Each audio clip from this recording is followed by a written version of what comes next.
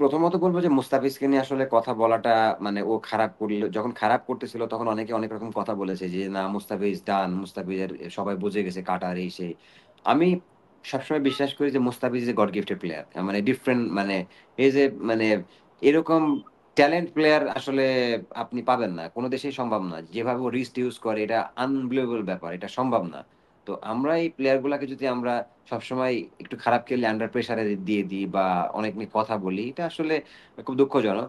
আর আপনি যেটা বললেন যে হ্যাঁ, মুস্তাফিজ কিন্তু পুরা আইপিএল থেকেই তার ভালো রিদমে চলে এসেছে। তার স্ট্রেংথ এবং সে কিভাবে বল কখন কিভাবে করতে হয় এই জিনিসগুলা খেলতে কিন্তু তার এক্সপেরিয়েন্স হয়ে গেছে।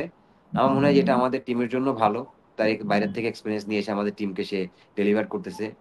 আর আমার কাছে মনে হয় যে এখন যে সিচুয়েশনে খেলা হচ্ছে যে উইকেট গুলোতে, এই উইকেট গুলোতে obviously Mustafiz very very important role play করবে। কারণ স্লো উইকেট, এখানে টার্নিং থাকবে, যেটা মুস্তাফিজের আপনার কাটার ধরবে, গ্রিপ করবে। সো এটা যে কোনো ব্যাটসম্যানের জন্যই মুস্তাফিজের কাটারটা যদি গ্রিপ করে, খেলাটা ভেরি ভেরি ডিফিকাল্ট।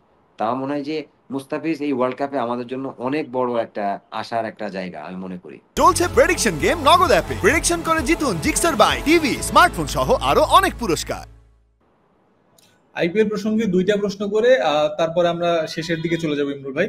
তো আইপিএলটা নিয়ে বলতে চাই যে গত ম্যাচের পর বাংলাদেশের ক্রিক বাজের শোতে পার্থিব প্যাটেল, ভারতের সাবেক ক্রিকেটার, তিনি বলেছিলেন যে মুস্তাফিজ আইপিএল এ ধোনির আন্ডারে খেলার কারণে, চেন্নাই খেলার কারণে তিনি আরো পরিণত হয়েছেন, মুস্তাফিজের যেই এবিলিটি সেটা আরো বেড়েছে।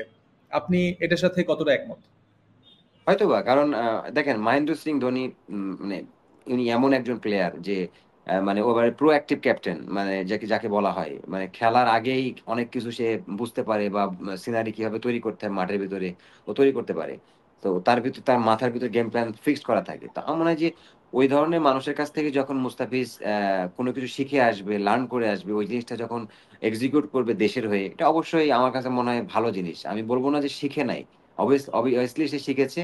এবং হয়তোবা এমএস ধোনি তাকে অন্যভাবে মানে ইউজ করার প্ল্যান করেছে এবং সেও তার নিজের স্কিল বা কিভাবে এক্সিকিউট করতে হবে সেই জিনিসগুলো শিখেছে। তার মনে হয় সে এই জায়গা থেকে আমি অ্যাপ্রিসিয়েট করি পার্থিব প্যাটেলের কথায়, কারণ হয়তোবা এমএস ধোনি জানে বা তাকে ওইভাবে প্রপারলি ইউজ করতে পেরেছে।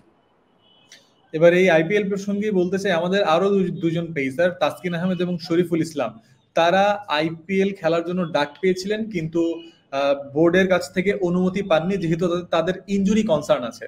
তো তারা যদি খেলতে পারতেন তাহলে তাদের জন্য হয়তো আরো ভালো হতে পারতো।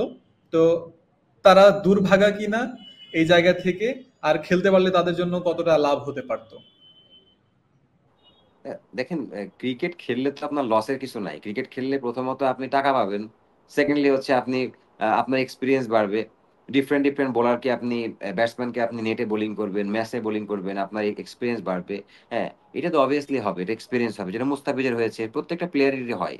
আর যেটা আপনি বললেন যে ইনজুরি কনসার্ন, হ্যাঁ অবভিয়াসলি এটা একটা বড় ব্যাপার যে আপনি যখন বড় একটা টুর্নামেন্ট খেলতে যাবেন, আইপিএল কিন্তু ছোট টুর্নামেন্ট না, অনেক হিউজ টুর্নামেন্ট। সো এখানে প্রেশার থাকে, অনেক কিছু থাকে।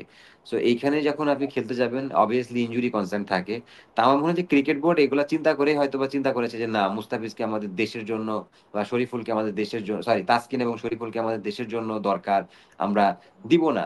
আমি বলবো না যে এই দিক থেকে ভুল কোনো কিছু করেছে।